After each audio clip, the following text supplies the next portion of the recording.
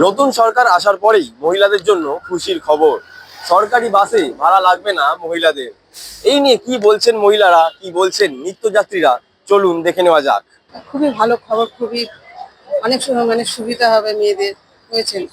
কোনো দূরে গেলে সেসব ক্ষেত্রে খুবই সুবিধা হবে। যারা চাকরি বাকরি করে হ্যাঁ, তাদের পক্ষে যারা নিত্য বা কোনো প্রয়োজনে যাচ্ছে তাদের ক্ষেত্রেও খুবই সুবিধা হবে। আপনারা খুশি? খুশি, দারুণ খুশি। অবশ্যই খুশি। এতদিন আমরা এই সুযোগটা পাইনি, এই নতুন সরকার আসাতে এই সুযোগটা করে দিচ্ছে, খুব খুশি আমরা।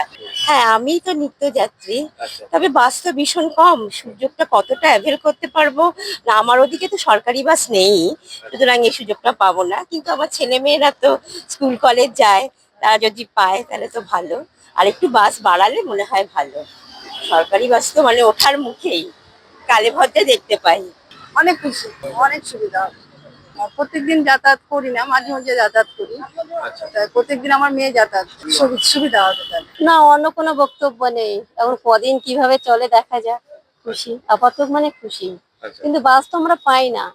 এই তো দাঁড়িয়ে আছি, এই তো সব লোক দাঁড়িয়ে আছে, 1-1.5 ঘন্টা হতে যায়। এখন 1টা বাজে, বাস নেই। না, সবাই যদি অপশন করে তাহলে আমি আছি, কেউ যদি অপশন না করে আমি একলা কি করব? খুশি তো, কিন্তু বাসটা পেলে তো খুশি হব। আমাদের কলেজে যেতে দেরি হচ্ছে, ক্লাস মিস করছি আমরা। এই গ্যাপটাতে আমরা কি করব? এখন যে 1 তারিখ দিয়ে স্টার্ট হবে, কিন্তু এই গ্যাপটাতে তো বাসই নেই আমাদের। না, আমরা ডেলি যাতায়াত করে এখান দিয়ে, আর প্রত্যেক দিনই লেটই হয় আমাদের। আবেদন আর কি করব, কত মানুষ আবেদন করতে ধরে শুনছি। হ্যাঁ, কি সমস্যা। আমরা সাথেই কলেজে যাই, আর কলেজে যেতে মানে এক্সামের টাইমে তো সব থেকে বেশি প্রবলেম হয়।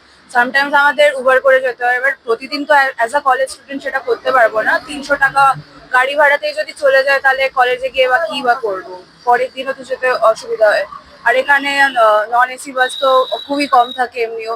এসি বাসেই যেতে আমাদের 50 টাকা আসা ভাড়া লেগে যায়, তো ওটাতেই প্রবলেম হয়।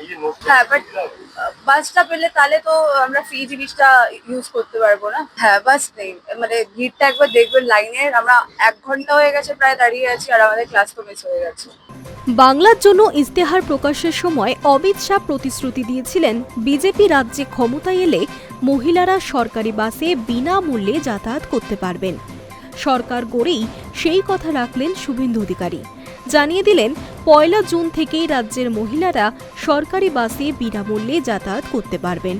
অর্থাৎ জুন থেকেই সরকারি বাসে উঠলে কোনো ভাড়া দিতে হবে না মহিলাদের। প্রসঙ্গত, জুন মাস থেকেই অন্নপূর্ণার ভান্ডার চালু হচ্ছে মহিলাদের জন্য। জুন থেকেই এই প্রকল্পের সুবিধা পাবেন মহিলারা। আমরা মহিলাদের সাথে কথা বললাম এবং জেনে নিলাম যে তারা প্রত্যেকেই কিন্তু খুশি, কিন্তু তাদের আরো একটি বক্তব্য রয়েছে।